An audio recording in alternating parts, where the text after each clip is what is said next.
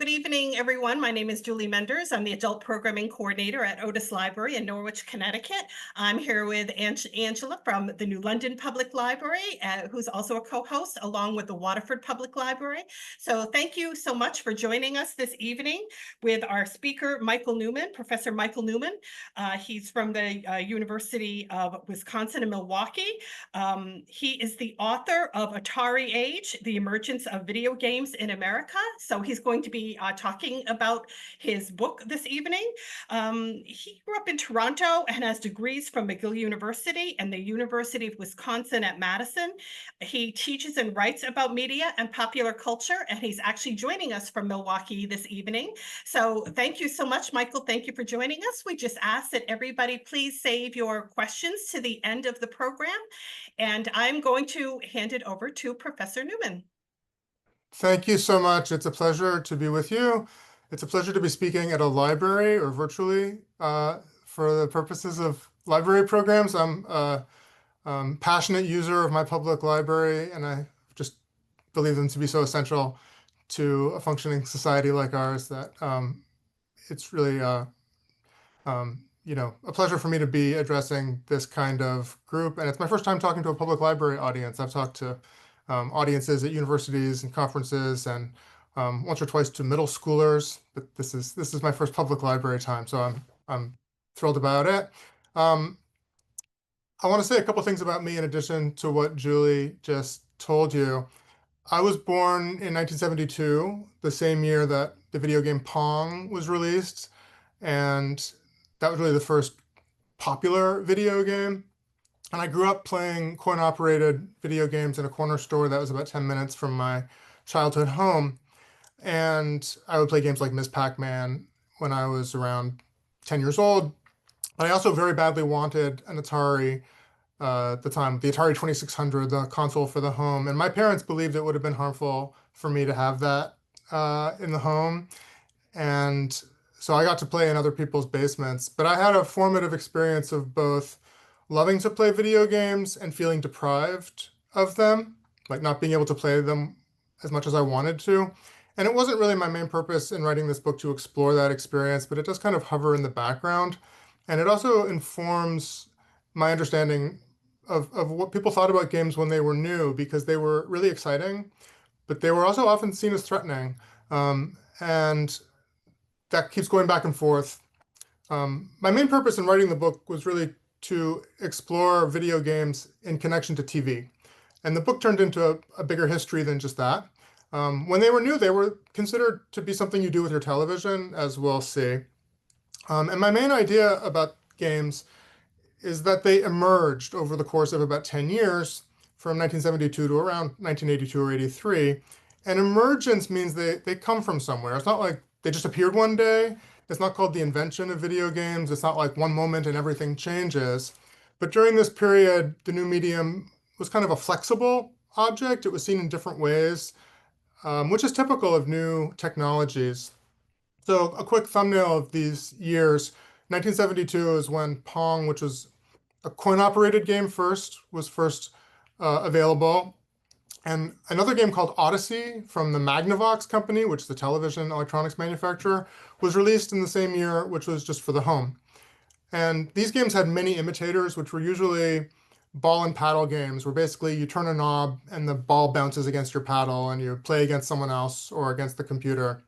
Later in the 70s, things like the Atari came out, where you would put cartridges in the game and one console could play dozens of games. Those were called programmable games. That made them more interesting. Home computers came out, so you could get a computer for your home. Nobody knew what you could do with a computer in the home at that time. You couldn't connect to the internet very much. No one knew what to do with them, but you could definitely play games on them.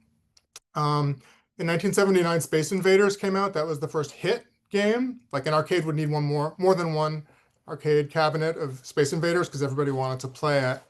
And by the time Pac-Man came out in the early 80s, they were just a big pop culture craze and everybody knew what they were. So 1972, they were a novelty. 1982, 83, they're very familiar. They're like an everyday object, like phones are now. It wasn't clear at first if they were primarily going to be a private or a public amusement, like in arcades or taverns or in the home, if the people who played them would mainly be adults or children.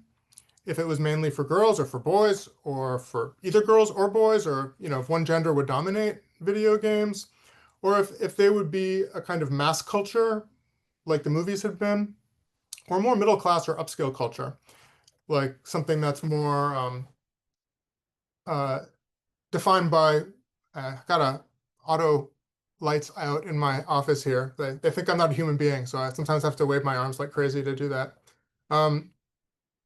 They were understood in relation to existing media. They were understood in relation to what people are already familiar with, amusements or spaces of media or culture.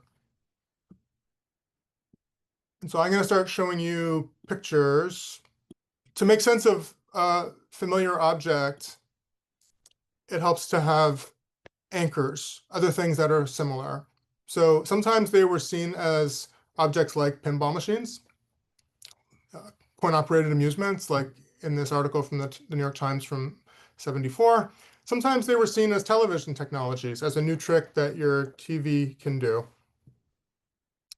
They were also sometimes seen in relation to computers, which hadn't really come along for the home in 1974, but by the end of the decade, more and more would be.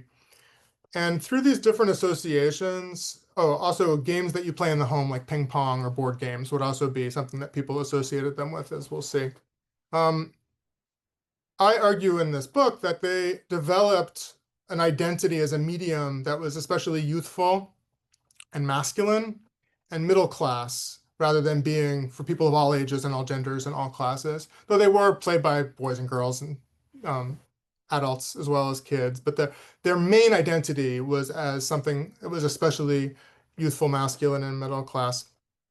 As you can see from these examples, my research involved a lot of looking at old newspapers and magazines. And I note here that I did that by spending a lot of time in libraries, including my own Milwaukee Public Library, my university's library, the Library of Congress. And I found that the old magazines, especially the colorful ones, really tell a story. And the story that they tell, the vivid historical evidence that they represent, is of what people did to make sense of something at a particular time. It shows the place of these objects in popular imagination. Those are the images that were available to people. So for instance, this cover of Time magazine from January 1982 tells us a lot about the kind of idealized image of what video games were in the 80s. There's a sense of threat of the young man entering into a micro world, which was seen as something a little scary to people. What are these kids doing, spending all this time in these electronic environments? But also definitely something exciting, something that's out of this world, kind of a science fiction moment. And it's also worth noting that this is a picture of an arcade cabinet, not a home game. So the identity of the medium, which was played both in the home and in arcades, was often defined more by the excitement of going out and playing in public. So I'm going to talk a lot in the time that I have remaining about the two different kinds of spaces and how video games were associated with these two spaces of the arcade and the home. So I'm going to talk about the arcade first, and people who grew up in the United States who are around my age or within a decade or so of me might remember this kind of place in the suburban malls. I don't know that they ever had these in Canada where I grew up. So I don't have firsthand memories of some of the things I wrote about in this book. Some of them happened before I could remember. Like I don't remember the year I was born, obviously. And I don't have a firsthand memory of Aladdin's Castle either. But these were arcades in malls, and arcades existed before malls existed. They go back a ways to the penny arcades of the late 19th century in US cities, which were seen as kind of disreputable urban spaces because they were cheap, because the penny was the cheapest amount of money you could spend for any form of entertainment. They were cheaper than going to the theater or to a ball game or something like that. And one observer in the late 19th century called the penny arcade the cheapest kind of amusement ever concocted for the delectation of an audience of countrymen and boys bound on seeing the sights of the city and seeing them cheap. Nothing could be cheaper. So this kind of place, like a Nickelodeon storefront theater, a place that had coin-operated amusements, or the kind of early 20th century version of this, and some of them would have had these coin-operated peep show machines. These are called mutoscopes, and they would not have been 25 cents. They would have been 1 cent or maybe 5 cents. So these must be more recent, a more recent mutoscope parlor version. And after movies became the dominant medium and had sound as of the 1930s, the amusement arcade with coin-operated devices would have turned into something like this. This is from New York City in the 1950s. Playlands or sportlands where people played coin-operated pin games like the predecessors of pinball, where a ball falls down a surface that has pins on it and it'll bounce one way or another. And they could be games of chance. And for that reason, they were often associated with gambling and crime. And in popular imagination, pinball was a tool of the mob, like slot machines. Gamblers could bet on them, and criminal organizations could collect from storekeepers. So these are coin-operated amusements being smashed to bits with a sledgehammer by the mayor of New York City, Fiorello LaGuardia, in a famous image from the 1930s. So I'm setting up this history of coin-operated games in which the story really is that they're seen as disreputable, as harmful, as underworld devices. And I think a lot of people today have no idea that pinball used to be seen that way, that it was banned in a lot of places. So when video games come along, they're going to be associated with that. Better Homes and Gardens in 1957 was very anti-pinball machines. They wrote, they can wreck the civic enterprise and economic well-being of any village, town, or city. And so I'm trying to get up to the point that we're seeing these new video games emerge. It's at a time when pinball is really popular. So here's someone you might recognize. That's Bruce Springsteen when he was a young man with some of the members of his band. And you might remember the lyrics to his song Sandy, 4th of July, Asbury Park, where he paints a picture of the seaside town of switchblade lovers and factory girls who unsnap their jeans under the boardwalk, and the wizards who play down on Pinball Way on the boardwalk way past dark. And the key line of the song for me was, I just got tired of hanging in them dusty arcades, banging them pleasure machines. And the arcades in this image are dusty, they're disreputable, they're not clean family fun zones at all. But by about 10 years later, when this movie came out in the early 80s, the mall arcade was middle-class white teenage heaven, right? Like you see these kids hanging out. Not all of them were white. That's the football hero from this high school.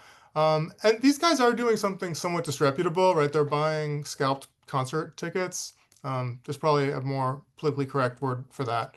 Resold concert tickets. But the space of the mall is so middle class and so much safer than the dusty arcades in that Bruce Springsteen song.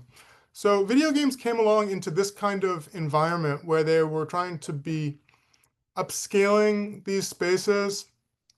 I did a lot of research looking at the trade papers of the coin-operated amusements business. And this was their idea of what the future of coin-operated amusements would be. This kind of family fun center, as it was called. G&S was a chain of these places, short for golf and stuff, I guess mini golf. This one is in Phoenix.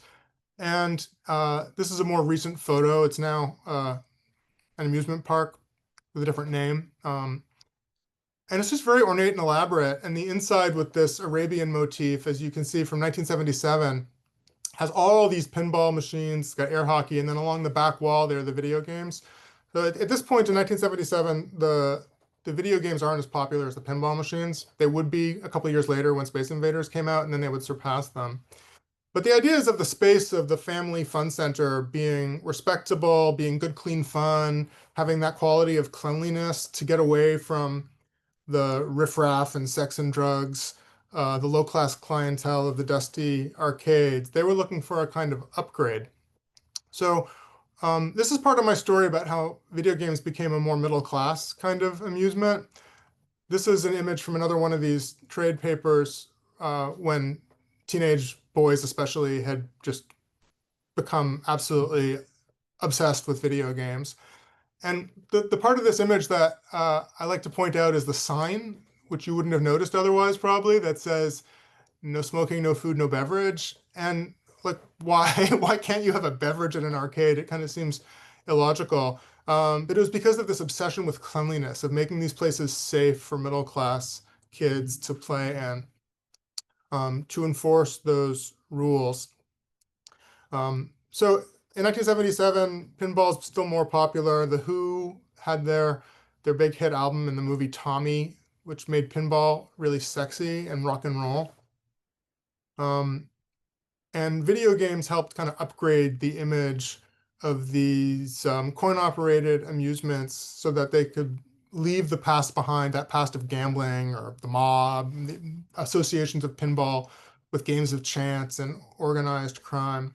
And that is a kind of lost story in a lot of ways. I think people don't usually think of video games as having turned that around or kind of taken pinball away from that idea of disrepute. So that's one part of the story of the emergence of the space of the arcade. The arcade is ideally a safe suburban, maybe mall kind of location, though most of them were not in malls. Though I do remember some dusty arcades where people sold drugs in Canada when I was a kid. So these are in some ways kind of ideals rather than the true story of what every space would have been like.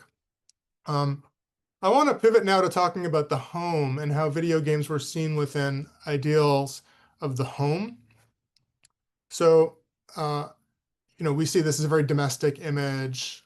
Interesting that it's adults playing in this one, video games, put your backhand on TV. In 1972, when they were brand new, Newsweek magazine introduced video games to its readers with this, I'm quoting from Newsweek, "Let's play football," one kid suggests. "Tennis," insists the other. They compromise on hockey, but instead of gearing up and heading for the front door, they troop into the living room and flip on the television set. And that's like a little surprise, right? Oh my God, you can play tennis on your TV set.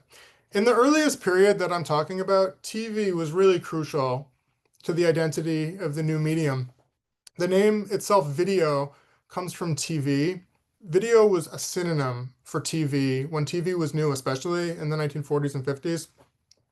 Though at the time, video was also starting to mean other things like videotape, video cassettes, or an alternative to watching television.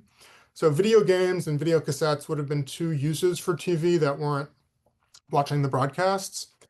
And TV was a way that familiarized these new electronic games as a kind of reference point that helped consumers understand what the technology was, because it really was something that you could do with your television set. It was an alternative use of the TV. And they were often positioned as somehow better than TV or a solution to the problems of television. So here are some examples of how video games were positioned as television technologies. This is a close-up detail from a Sears wish book for the 1979 season. So there was no Amazon in 1979. And if you wanted to shop from home, you could page through the Sears catalog, which was kind of a combination of Pinterest and Amazon in some ways. It would have all these displays of the fashion or the consumer goods that were for sale. TV games was a common phrase in the trade, the coin-operated amusements trade. They called them TV games just as often as they called them video games. There was one game for sale in the 70s called TV Fun. That was the name of the game. And in this detail from another Sears catalog, they introduced the games to the public by making clear that it all happens on your television set, and it is a peripheral device for the TV. The game show What's My Line would have contestants come on who were anonymized, and the panel had to ask them questions to guess who they were. So this video game, the Magnavox Odyssey, was a contestant on What's My Line, and they had to ask it questions. And it was a way to promote this new device, obviously. And after it was revealed that it was the Magnavox Odyssey, one of the panelists asks, "How do you tune it in?" And the answer is, you tune it in just like any regular program. So people had to understand that it was like TV. Popular Mechanics in 1976 described the game that they were reviewing as the playing field is just another program you tune in instead of comedies and commercials. There's a lot of language of television used in the early games. The Fairchild Electronics Company came out with this rival to Atari, and it's just all TV language. Stay tuned, now playing. The console itself is called Channel F, and um, the um, the Marx company that made toys came out with this toy in the early 70s, I think 1974, which was called TV Tennis, which contained no television technology of any kind. It was just um, a plastic game with a light, and you could turn the knobs and basically play this analog version of Pong, but they called it TV Tennis.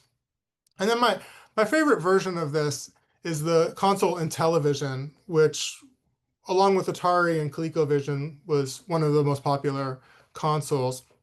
It was a portmanteau word that combined intelligent and television.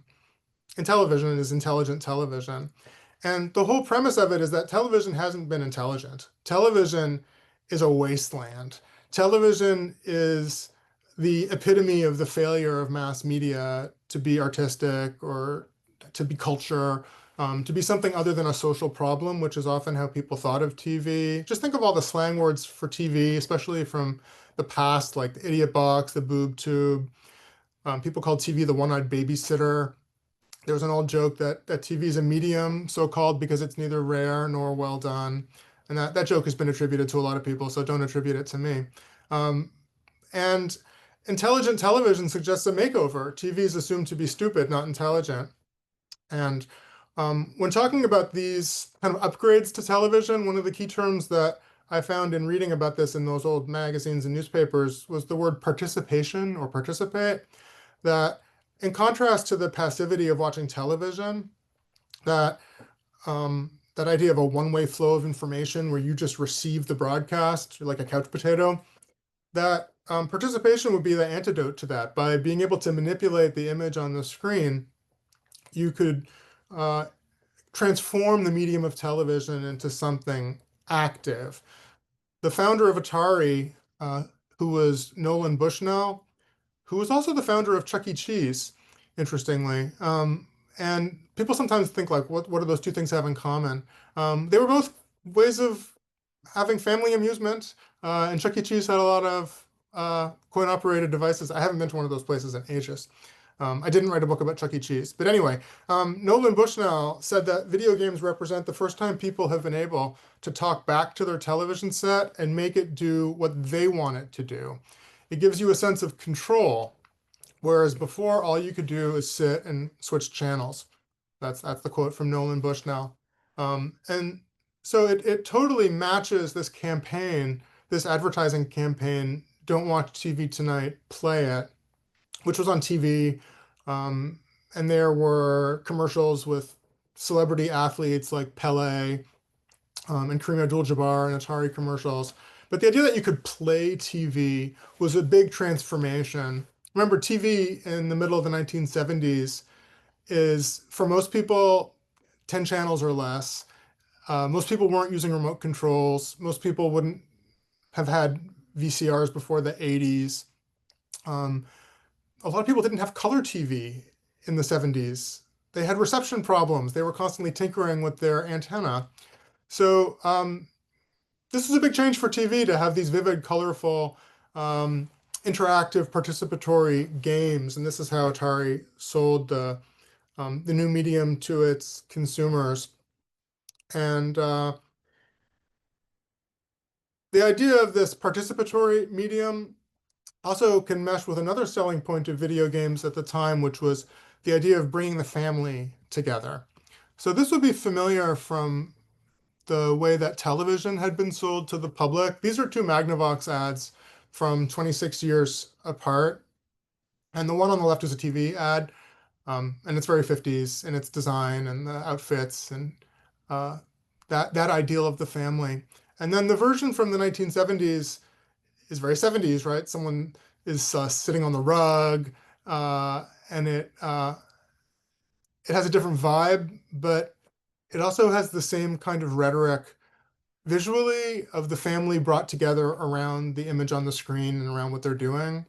And I like this pairing also because it's tennis on both screens, if you notice that.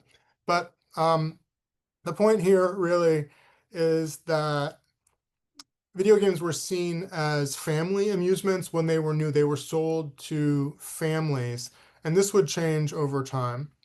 But many magazine images of players of games in the 70s showed a really consistent set of images of a family home, probably a suburban home, that idealizes the domestic space, has players of mixed identities of age, sex, maybe parent and child, or man and a woman, like we've already seen. And the setting often involves at least two out of the three of these elements that I kept seeing over and over again: wooden furniture, or paneling, and carpeting, and house plants, which I think of as 1970s homey, if you have all these things brought together. So there's a house plant in the corner of this one. We have wood furniture and carpeting and a father-son duo. And notice that they're looking at each other and not at the screen. And actually, the games at this point aren't that interesting.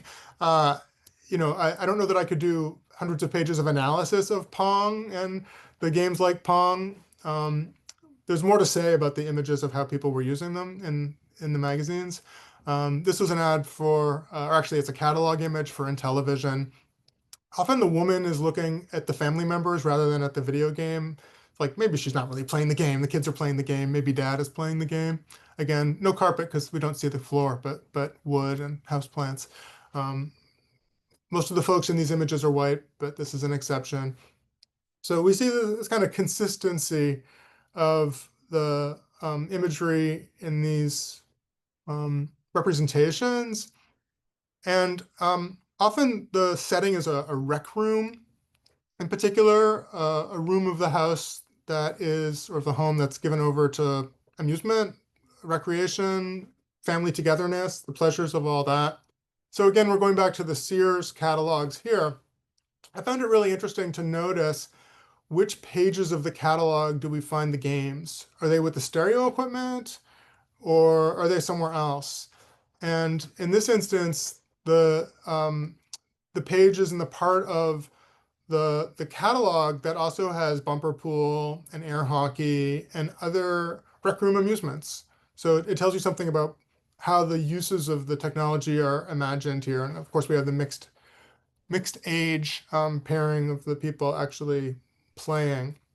So the idea of the family circle, people being brought together, is very consistent from a lot of advertising imagery. We see that in 7-Up ads and not just TV ads, as a way of selling a product as being safe, wholesome, and also for everybody, and that it'll bring you together with your family members.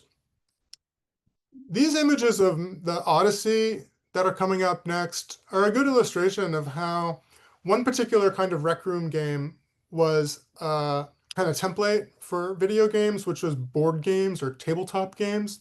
So Odyssey is something you do with the TV. You plug it in, you use those controllers that have the knobs, but it also has all this paper and cardboard and plastic and tape and stuff that comes with it, because basically the game is functioning like the board, but you also have to have the cards and the tokens and stuff like that. These were overlays that go over the set to make them colorful. They adhere from the static electricity on the TV set. And these are the instructions for playing football that really show that the controller and the screen is just one element of the game, that this is basically a board game that has a video element to it. This puts video games into the context of what was sometimes called the media room, transforming the rec room into something else where you would have all these different electronics technologies.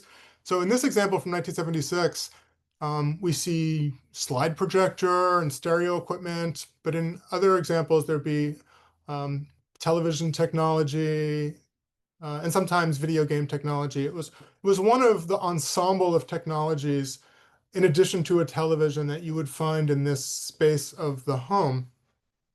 And often, as you can tell from these images, it's the male members of the family who are most addressed by the idea that there's a media room in the home or that there's electronic play in the home. So there's a transition from video games being fun for everybody to them being more masculine and eventually also more youthful. So a good example of that would be these these stills are from a TV commercial, and there was this song, it's a very catchy song, Have You Played a Game from Atari? And this is a good example of how boys were becoming the main target of the messaging of video game marketing. So the lyrics of this song go, did you play with a friend on a rainy day? Did you play with your dad? Did you show him the way? Did you play with your sis? Did your mom always miss? Did you play a game from Atari? Have you played Atari today? So there's an address to the whole family because everybody's playing, but it really zeroes in on the son and his friends. That's the you of the commercial. And it suggests that he would ultimately have ownership of the Atari console. And I looked at some social science research in doing the work for this book that was being done in the early 80s to understand this new phenomenon of video games.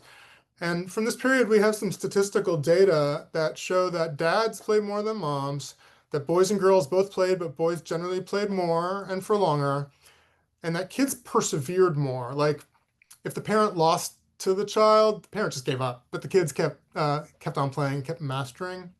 By the early 80s, the video games industry was doing its own research. They recognized their prime market was boys.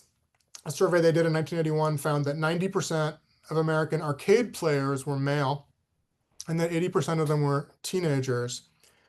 But, you know, the arcade had this shady reputation, and this association with teenage boys and unruliness would have been one of the factors keeping electronic play within the kind of sanctuary of domestic space, where for younger children, maybe for girls, it was seen as safer to be there.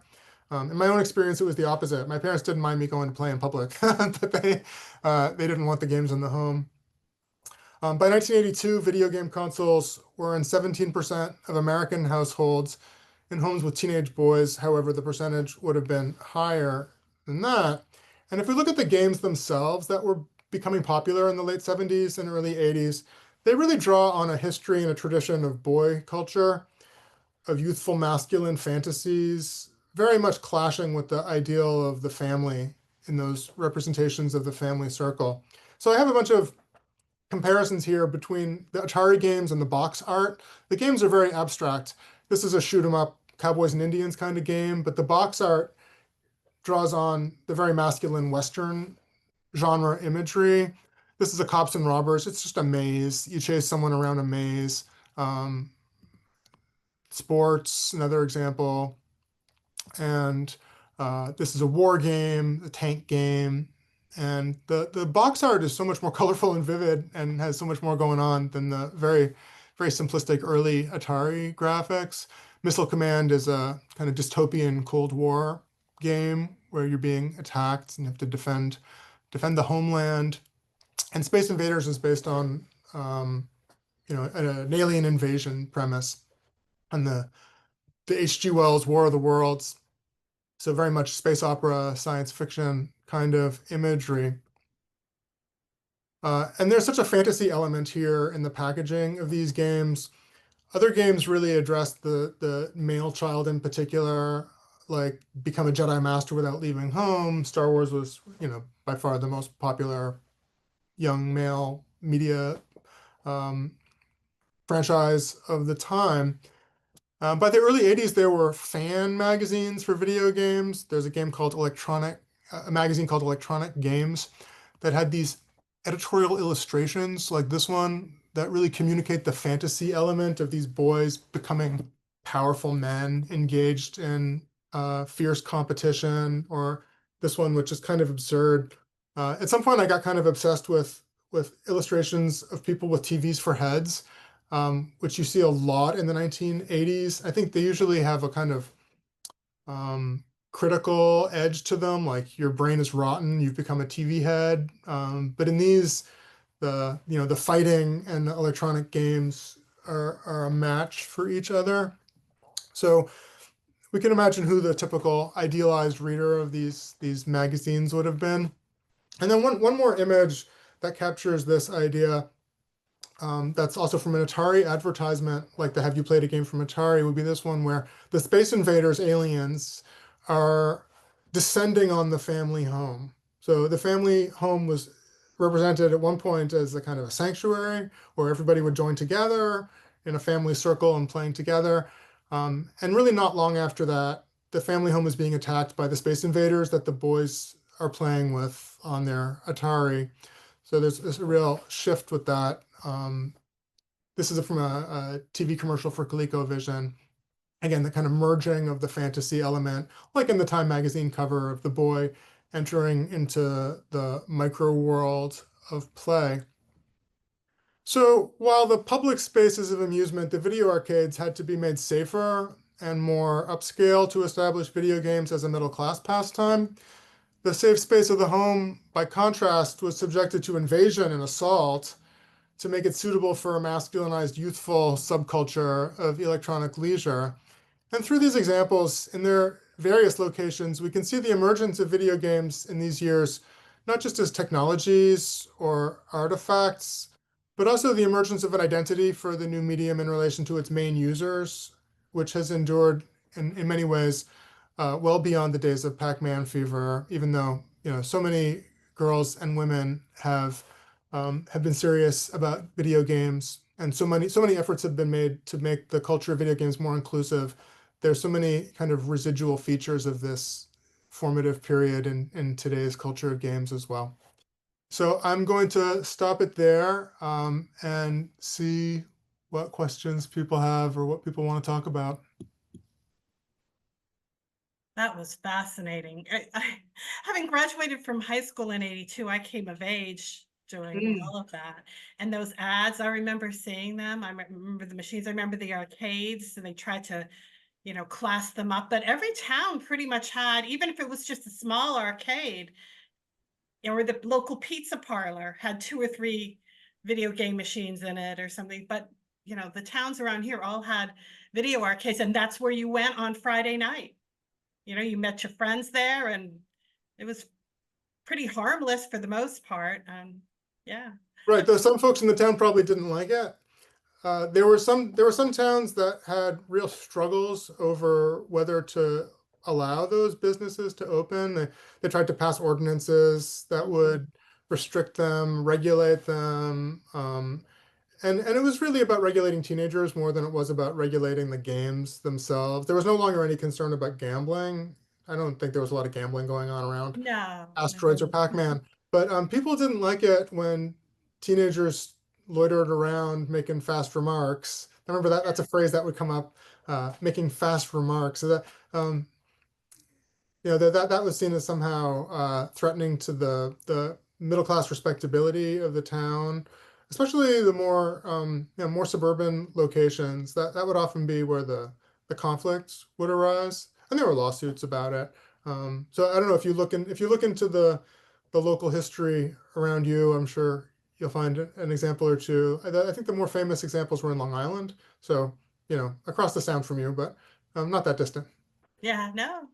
But What about like some of the photos that you had of the old advertisements or like the placements in the Sears catalogs? I was trying to tell if they were like scanned copies, or were you able to find actual hard copies of some of these old Sears catalogs? I did. I was able to find the Sears catalogs in a very strange way, and I don't know if I could reconstruct it. I somehow determined that another university in the Wisconsin system of public universities had Sears catalogs and also Montgomery Ward catalogs. They had some collection of department store catalogs, and that's not a typical holding for a university library. And I really don't remember, but it was some very advanced Googling on my part that determined that there was some library holdings, and I through interlibrary loan, I got them to send, maybe it was through the archive. The University of Wisconsin libraries have a agreement of sharing from the archives on the different campuses. You could get boxes sent from one place to another. Anyway, I think I got the box of those sent from the library in Whitewater, Wisconsin to Milwaukee, Wisconsin. And I had those in my hand. I paged through them. And I took those photos with the camera. So yeah, sometimes you see my fingers, right? And actually some of the some of the trade publications, Replay and Playmeter, would also have been pictures I took of them with my camera when I found those were hard to find also. There's definitely no copies of those in Milwaukee. I accessed those at the Library of Congress when I was in Washington, D.C. for a conference. I spent a couple of extra days in Washington, D.C. so I could go to the Library of Congress to find those. I know they also have them in an institution with the video game archive in Rochester, New York, but you know, it's a job to get to these places. Anyway, you could find those Christmas wish books on eBay probably, but they would cost some money. But sometimes that's worthwhile if it's not too much money or if you have some way of finding that kind of resources, the kind of resources that would fund shopping like that. There's a blurry line between research and shopping, and that would be an example. But it was really, really fascinating to page through those catalogs. I mean, if I found them in an estate sale for $1, I would take them home with me. That's what I thought you were going to say, that it was a flea market or something like that. And then I was curious, because that was so interesting, but I feel like it kind of ended abruptly, and I know there's so much more to come in like the 90s, and I feel like you could still trace a lot of these themes with the marketing and everything as well. Like, for example, like the marketing around like, games coming into the home being a family thing. Like there was a resurgence of that theme, certainly with like the Wii when that came out when I was younger. I remember that was like, there were ads that had mom playing Wii tennis and things like that. And like, it kind of made it feel more family oriented, more family friendly, and like something that you could do with your kid if you were worried about your son, like just being isolated and playing video games alone constantly. Was more of a social thing. And so I was just curious if you've written anything kind of beyond like tracing these themes more recently into like the 90s, the 2000s and whatnot. I have not, but I know from other people's work that the era when Nintendo was the most popular home console in most places, in North America and in Japan and also in other places, was a very masculinizing era for video games. So what I'm describing is a development over a period of 10 years. But at the point where I basically stop when video games have become a big pop culture sensation and everyone knows what they are. At that point, I feel like my story is told. Of course, they're going to keep changing, but the story I'm telling is about how they started off as something that was so flexible and people didn't know what to make of. And then by the end of this era of about 10 or 11 years, they have an identity.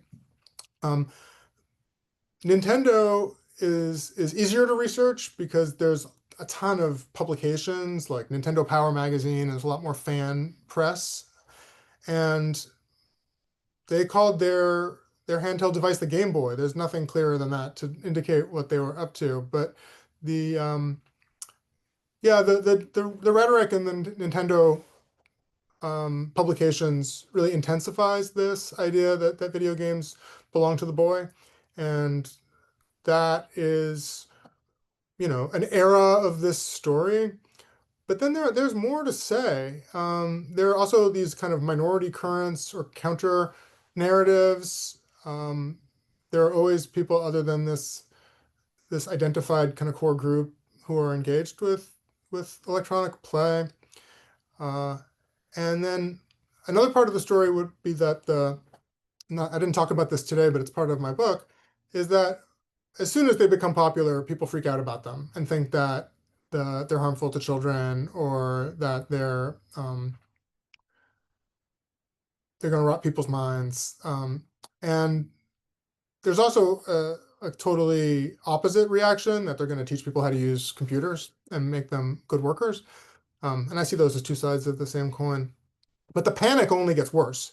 So, when the Columbine shooting happened, people looked for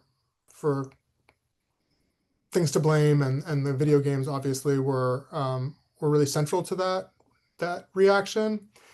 And that's part of a kind of a broader set of very panicky ideas about games. And I think in some ways that's just been replaced by smartphone panic, but it's probably still there in some ways. And so the video games industry gets into the game of trying to massage their reputation and get people to believe something different, that it's not causing children to become violent, but actually that video games are really popular, that the average age of people who play them is much older than you would have thought, that women are playing games like crazy too. And they're trying to kind of revise the image of the gamer. And there's some truth to that, though, we usually accept an industry's version of what's going on that benefits their reputation as the final word. Of course, different kinds of people play different kinds of games, and if you count playing solitaire and Minesweeper on your Windows computer as playing games, then a lot of people were playing games who nobody was worried about becoming violent. Or then later on it would be the Candy Crush, Diner Dash kind of games. So there's more than one kind of game. But yeah, it's worth continuing the story for sure, Stephanie. I'm not going to be the person to do it. And I would say that the first chapter after the one that I'm telling would be intensification in the Nintendo years.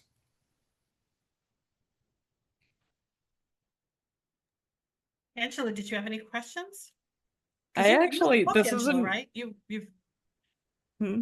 You read the book, right? Oh yeah, this isn't even really a question. I just thought of it while you were talking, but I had a hand-me-down when I was a kid from an older cousin, not just of many, many video games, tons of video games, but it was this book from like, I want to say like 1982. It's called The Terrible Tales of Happy Days School, and it's like very Roald Dahl. It's all these kids that go to like a gifted school, and the idea is that they're all smarter or brighter, but each kid is awful in a very Roald Dahl way, and like awful things happen to him in such a way. But one of the chapters is it's literally just a kid who likes going to arcades.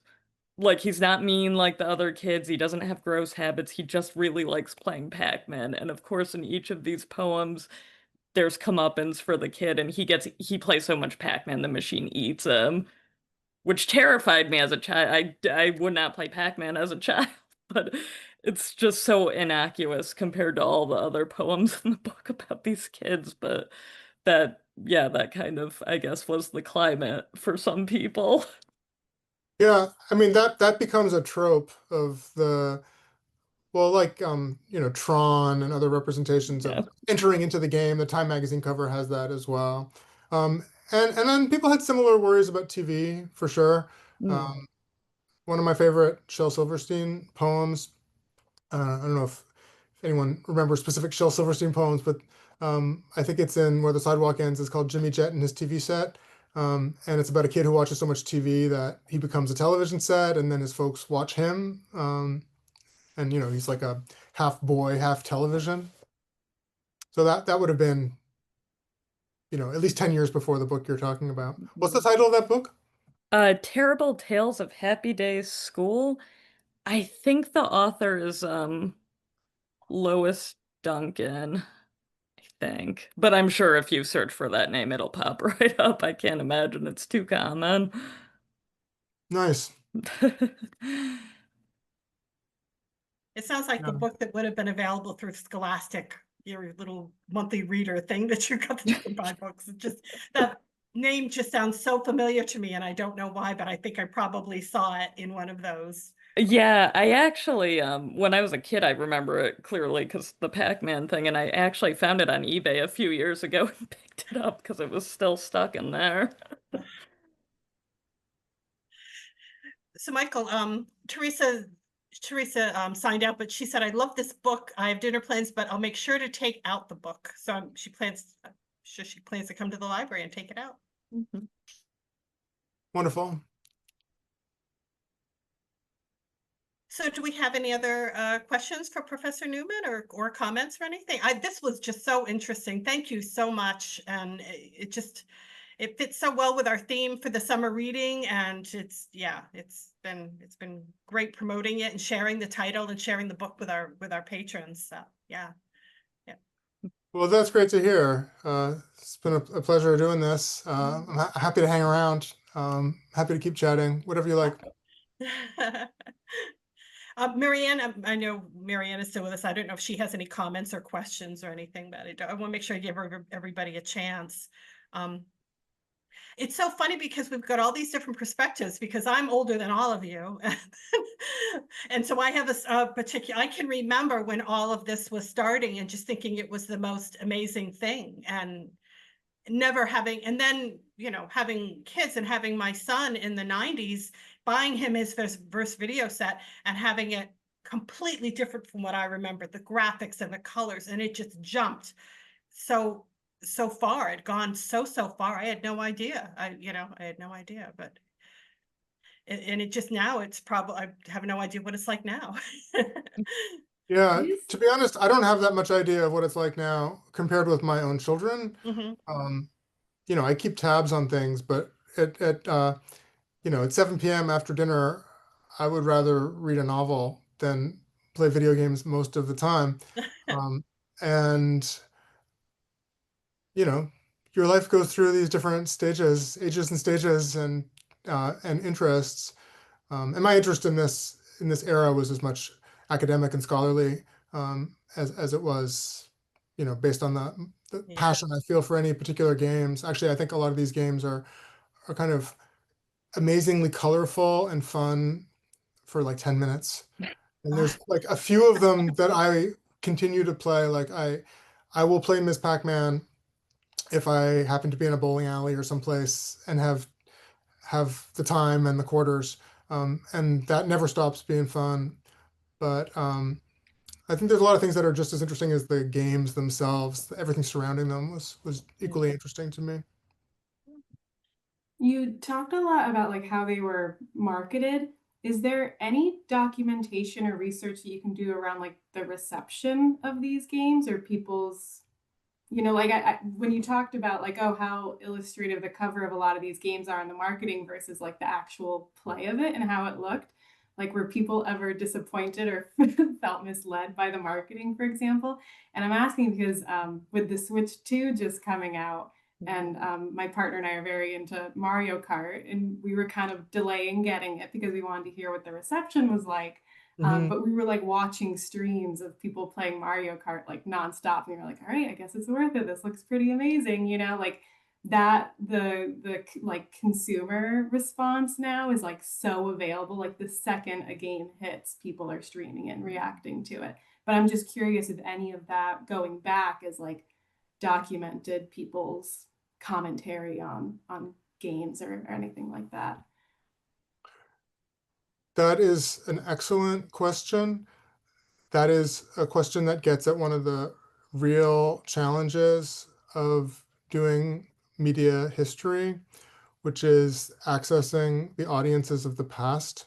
So they leave traces in some ways at some times, but the audiences of the 2020s are leaving behind way, way more traces than the people who played games in the 70s and the early 80s. I didn't write the kind of book that was especially concerned with understanding that. One way to do that would be just to talk to people. So I could find people who played Atari in this era and interview them. And that's one way that sometimes people do that. There's a book that I really admire that I've used in my classes about the history of the telephone that was written in the 1980s that was based on interviews that the author, his name is Claude Fisher, did with people who remembered when they got telephones in the first couple decades of the century. So, you know, you could still find people who had memories of talking on the phone in the 19 teens and 20s in the 1980s. So we could still do that. And there's also limitations to that, right? Memory, a long time ago, we don't usually remember our childhoods like in a way that really captures the truth of what happened. So I think it would be challenging, but it would be interesting. There are traces that people leave behind, but it's kind of hard to figure out where they are and how to access them, like letters that were published in fan magazines, that kind of thing. Angela, were you going to say something?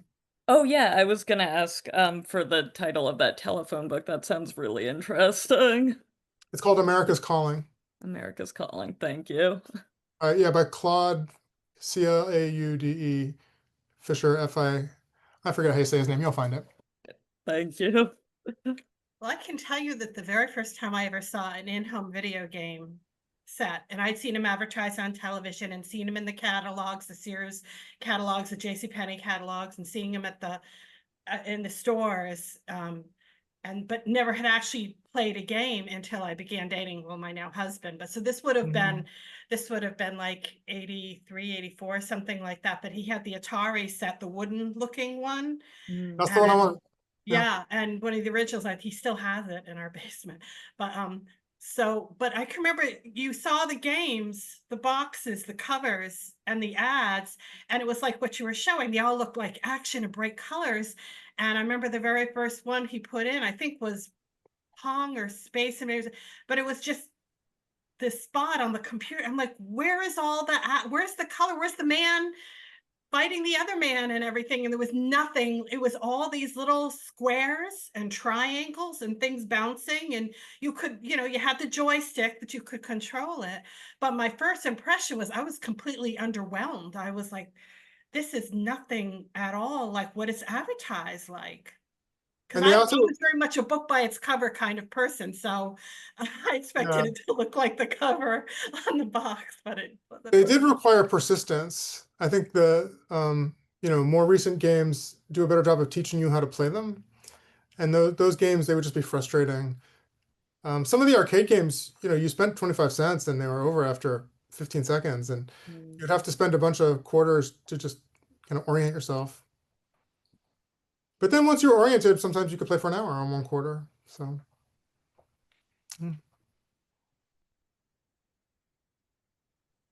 I wonder too, I mean, you still see like pinball machines and a lot of the kind of like retro, like arcade boxes out and about, like especially I feel like bars and breweries and stuff like that. I imagine at this point, like, was there a period of time that they stopped producing those, or people, I don't know if you know this, or like how do they maintain those at this point? I wonder. Like a lot of them, there's still like Space Invaders out there and stuff like that, right? The pinball games and the video games, like I think the arcade cabinets are old. I don't think they're producing new Space Invaders cabinets, though I could be wrong. I mean, they still work. They probably need some maintenance. Pinball became a very computerized kind of new technology. They don't have that much in common with the pinball machines of like the 60s and 70s, the ones that I've played. But there's still a market for it, clearly. For a while, there was a very kind of retro nostalgia tinged barcade phenomenon. Hipsterish neighborhoods would have these places. Sometimes they would be, all you can play for a certain kind of flat rate or whatever the deal was. They were beer drinking places. They were not welcoming to young people, and it was fun to go to those a couple times. But it also seemed really weird to me that there were video arcades that children weren't allowed to go into because they were bars, and that put a sour taste in my mouth as the historian. This has been great, and if you know anyone who missed this program and at your library, Angela, we should have this up on our YouTube page in the next week or so. Oh, great! Yeah, I'll share it on our page. Thank you everyone for joining us. Thank you. I'll look forward to getting that link from you too, Julie. Okay. Good night, everyone.